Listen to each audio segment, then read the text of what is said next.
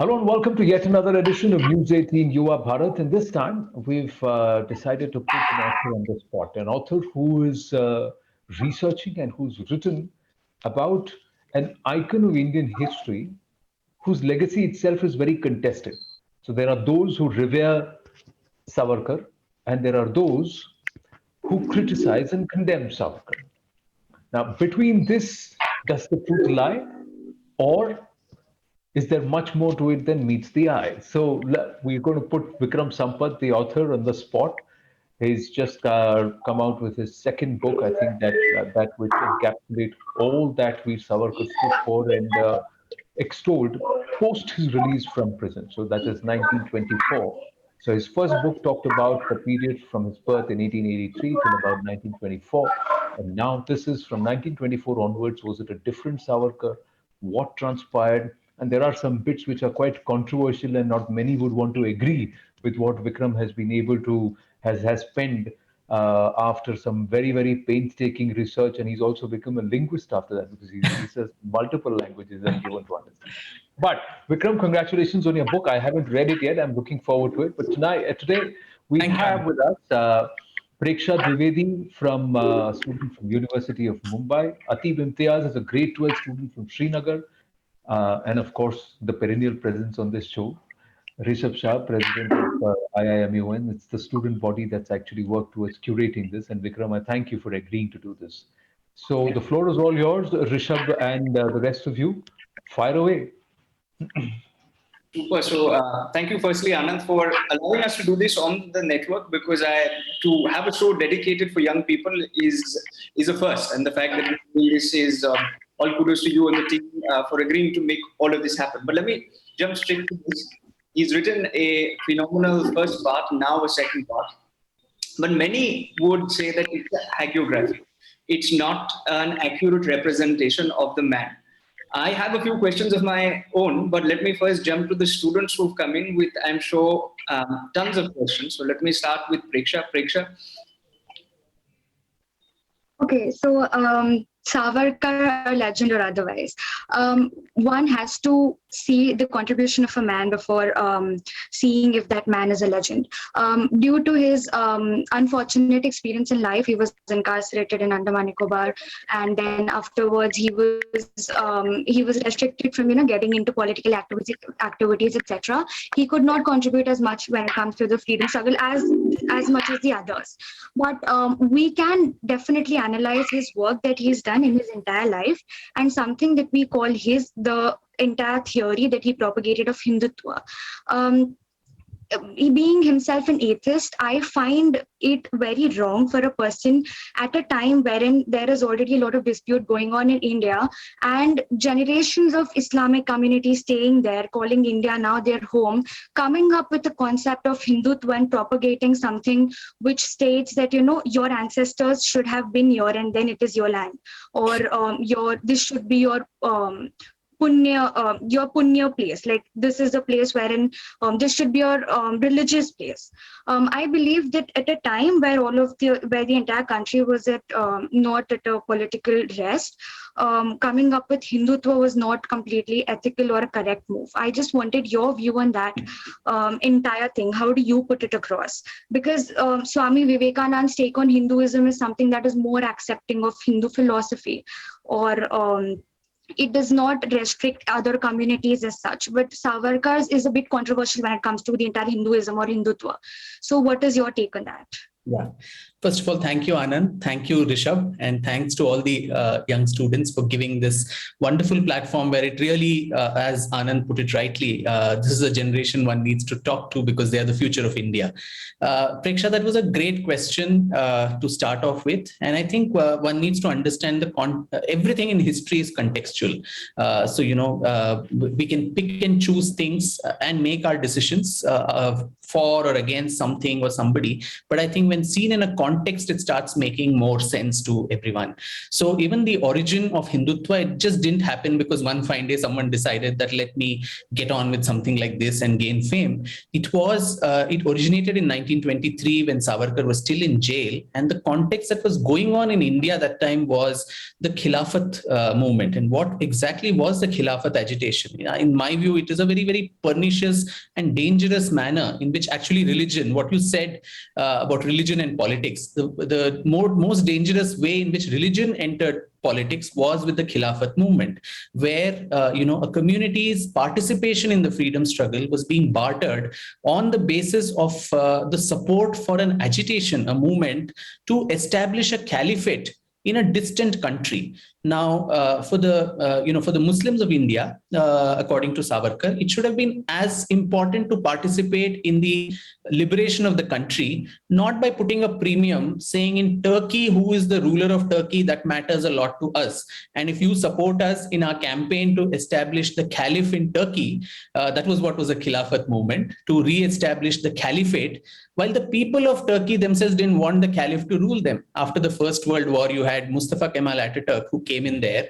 So the Muslims of India being mobilized on communal lines, saying we are going to help you establish this, caliphate there. In return, you please, support the non-cooperation movement. And Gandhiji actually promising that within a year of this movement happening, we are going to get both Swaraj as well as re-establish the caliphate there.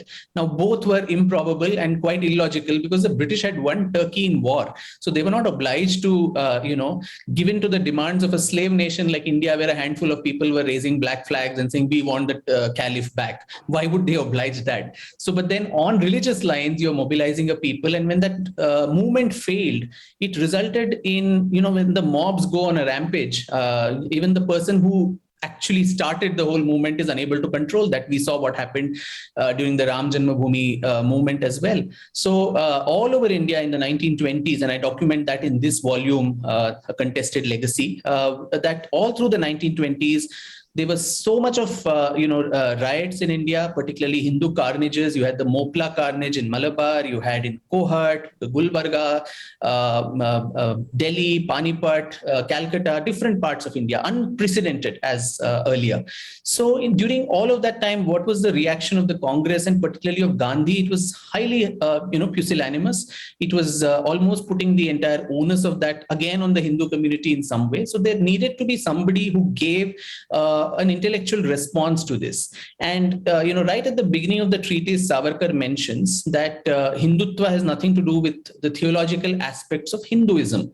He himself was very, anti-ritual and so on. So it didn't have to do with the journey of the soul and after soul and all of that. That is more to the saints and savants to sit and decipher the different sects within Hinduism. So what Hindutva actually propounded, that people who live here, irrespective of their faith, you could be any community that you belong to, but then if your allegiance, your primary allegiance, and that holy land that you mentioned, Punya Bhu, is not so much in terms of place of worship or places of worship of faith-based holiness, but of your allegiance. If you are getting concerned about the establishment of a caliphate in Turkey, and your contribution to this country is going to be determined by an extraterritorial kind of a event, that is what he meant when he said, those who belong to this land in that way. Pitrubhu, a land of your ancestors, not fatherland, so to say. And Punyabhu, holy land, in the way I just described, that it is something that you owe an allegiance to.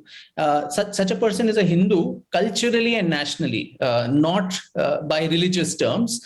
And so he mentions even in that treatise that people like, Sister Nivedita or Annie Besant, who were not, this was not their Pitrubhu, this was not the land of their ancestors. So what do we do with such people?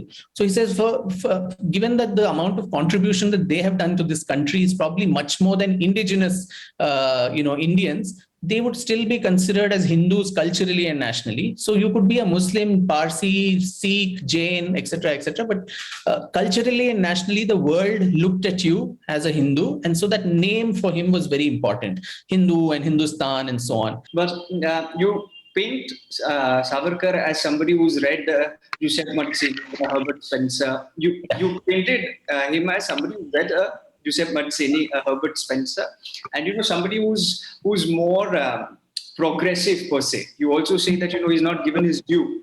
He, in comparison to our Ambedkar and the other freedom fighters, he's not given his due. But my question is this: is that the Hindu Mahasabha in 1942, and of course you're the historian, but Right. the Hindu Mahasabha in 42, when the Congress had resigned, at that juncture, against the policy which he himself espoused, which is not the policy of appeasement, they went ahead and they formed the government with the British.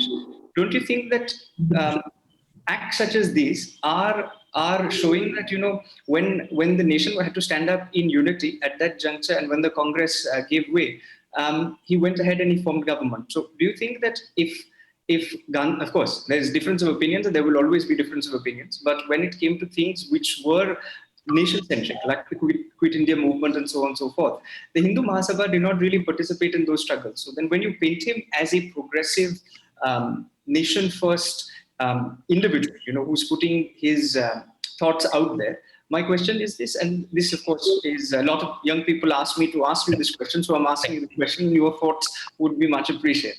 Sure. Thanks, Rishabh. Just a second.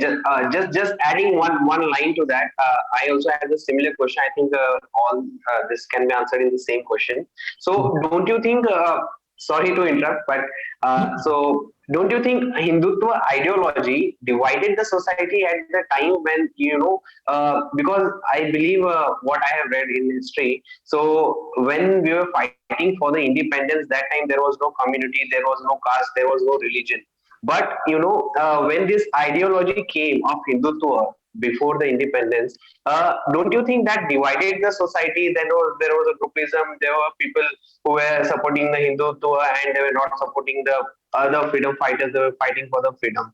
So this is one question. If you could answer with the same question, with Rishabh's question.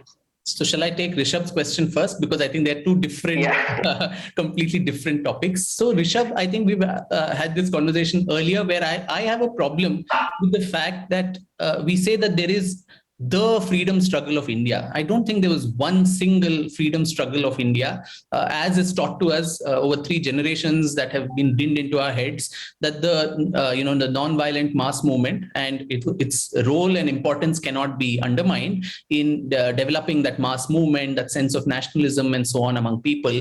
But there was not one movement, and anybody who did not belong to that is anti-national, is a stooge of the British, is a traitor. That is not how it worked, because parallelly, there were armed conflicts all through. There were tribal revolts. There was the Sannyasi rebellions. There were all kinds of resistance movements that were being offered to the British right from 1857, the first uprising, and even before that, you had many of the tribal, revolts that happened before that. Till 1946 with the naval mutiny, and it was the naval mutiny that eventually got us our freedom. The acts of the INA, the Indian National Army of Netaji Subhash Chandra Bose, and this is not something I'm saying or someone else is saying. It's Clement Attlee, the Prime Minister of Britain, who signed the transfer of power to India. When he comes to India after independence, the former judge of the Bengal High Court, he asks him, we were all astounded, how did you leave us and go away so suddenly? And he says, it was the activities of the INA of Subhash Chandra Bose that actually made us finally decide. And because the British were scared of a rebellion within the army, just as what happened in 1857, and the entire establishment of the Indian National Congress as a safety valve to ensure that there is this, this kind of correspondence with the people, the elites of India, not going so much in as to get India her freedom, but to keep that safety valve intact. That was their constant thing right from the establishment of the Congress by A.O. Hume. So they were petrified of this very prospect that there's going to be a Bagawat in the army, and that's going to, because there were 2.5 million Indian soldiers in the army ruled by about 40,000 Europeans. Now, if these 2.5 million Indian soldiers were seduced to patriotism, which is what the revolutionaries, right from Savarkar to Raj Bihari Bose to Sachindranath Sanyal to whoever you take the entire stream, to finally Netaji actually achieved, was even if one small fraction of them defect to the freedom side, the freedom struggle side, then the empire's very foundations would be shaken. The Hindu Mahasabha was actually initially they tried to break the the Muslim political group into different factions, not have one consolidated front. There was not just the Muslim League, there were other Muslim parties too. In Bengal, you had the Krishak Praja Party, which was being led by Fazlul Haq. In Sindh, you had the Ittihad Party, the Unionist Party of Sir Sikandar Hayat Khan. So they were all opposed to Jinnah. So enemy ka enemy is our friend. So, you form alliances with them and form coalition governments to keep the Muslim League away. So the coalition government that was formed in Bengal with Fazlul Haq and Shama Prasad Mukherjee, it was not with the Muslim League, but it was actually with the Krishak Praja Party. So they tried all of this to say those not all Muslims or Muslim political parties actually favored partition. In fact, the birth of Pakistan happened in today's United Province, Uttar Pradesh, then United Provinces, not actually in those provinces that eventually formed, East and West Pakistan.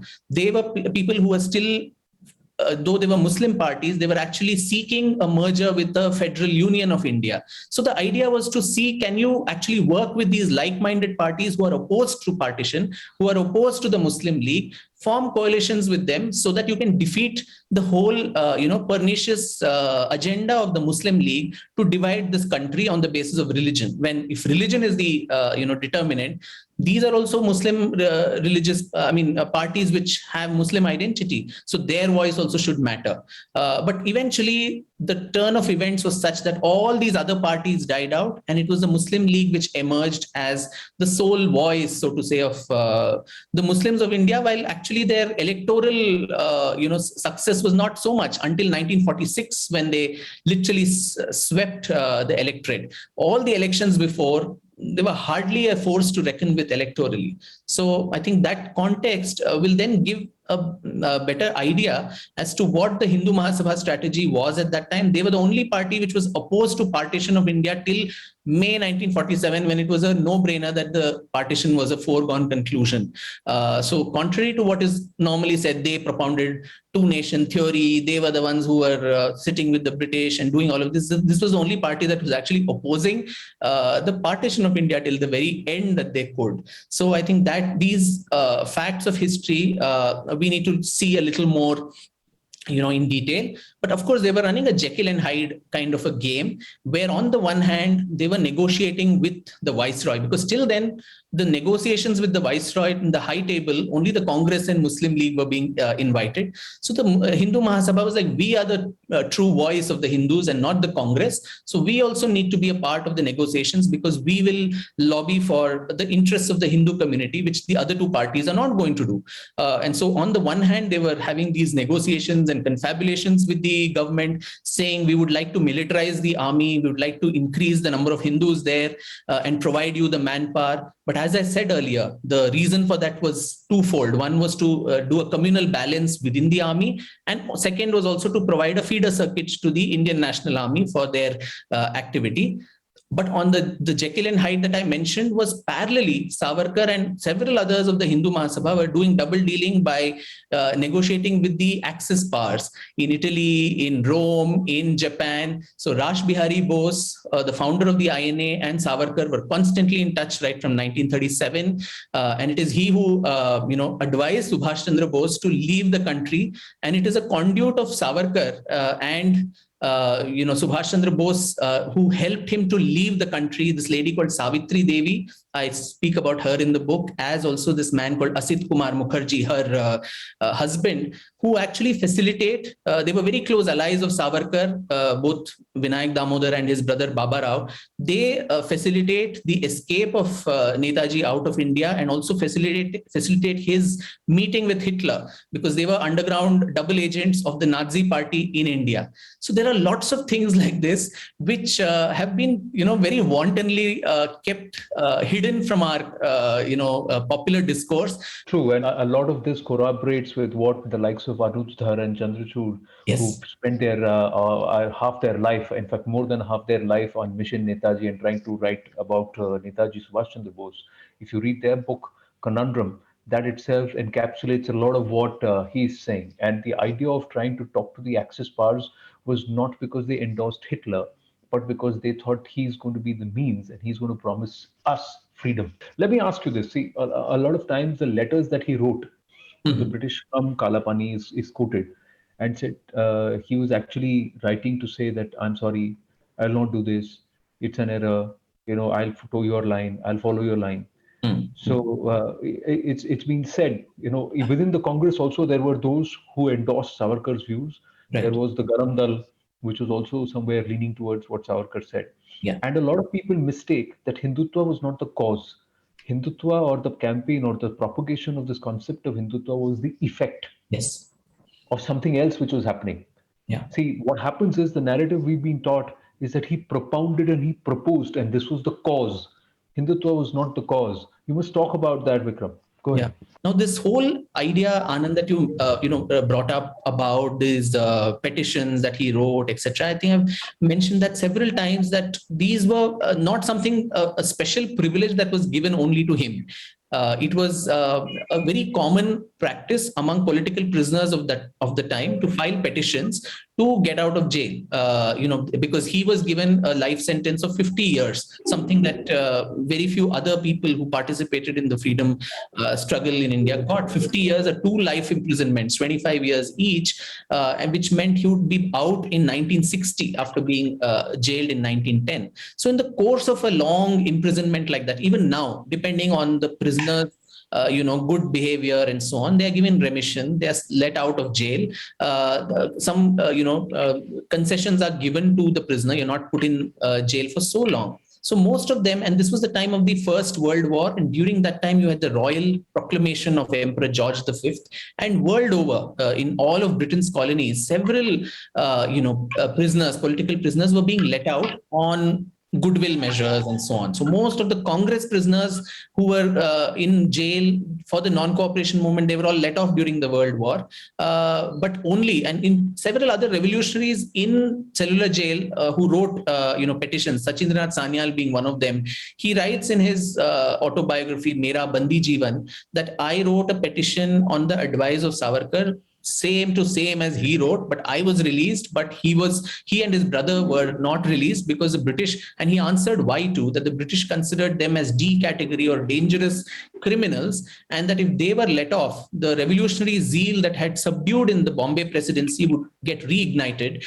and there would be a lot of chaos, and so they had to be kept away. So most of these people would write letters like this saying, just let me out. It was a template. Now in Twitter, in the world times of Twitter, you can photo crop one part of a letter and say, I beg to remain your obedient servant forever, paste that, and in 240 characters, build a narrative saying, see, he said, I want to be your servant. But that was the format of a letter of the time. People would normally write that I beg to remain, your excellency, this and that they would write to the colonial power. If Gandhi's letters end like that, Subhash Chandra Bose's letters also say, I beg to remain your obedient servant. That was how people wrote letters. We can't, 50 years from now, we signing in as yours sincerely, someone may actually attribute motives to that. So we need to understand that. And so most of these people who said, yeah, we will abstain from politics, we will not participate, just let us out, they would come out and do their own work. And the British also knew that these petitions were not even worth the paper that they were being signed on. Absolutely, and proof of the pudding is also in reading it. See, I got the book. Oh my God. It has got to be. And it's quite voluminous, it's quite thick, so it's going to make a lot of engaging reading. And what stands out is the reviews that you've got at the back. And I have to quote Jairam Rameshji, who said, my endorsement of Vikram Sampath's book, fine book, is as a student of Indian political history and not as someone who believes that Savarkar is a profoundly divisive figure and the very opposite of what Mahatma Gandhi lived for and ultimately was killed for as well. So he disagrees with you in terms of point of view, but he appreciates the work that you put in as far as the book. So when your hardest critic or perhaps somebody who's opposed to your point of view respects your work, that means that stands out. Apologies, network issues, so we couldn't connect with you, but hopefully we'll get Vikram back on soon to answer some more questions. Author, historian Vikram Sampath, thank you very much for doing this. Thank you, Anand. Thank you, Rishabh. And thanks to all the young friends there. I'm sorry we ran out of time and couldn't take many of your questions, but there's always something for a next time. Surely. Thank you so much, everyone. Thank you, Anand. Thank you, Rishabh. And thank you, Vikram, for answering our questions. Thank you. Thank you. Thank you very Thanks much. a lot.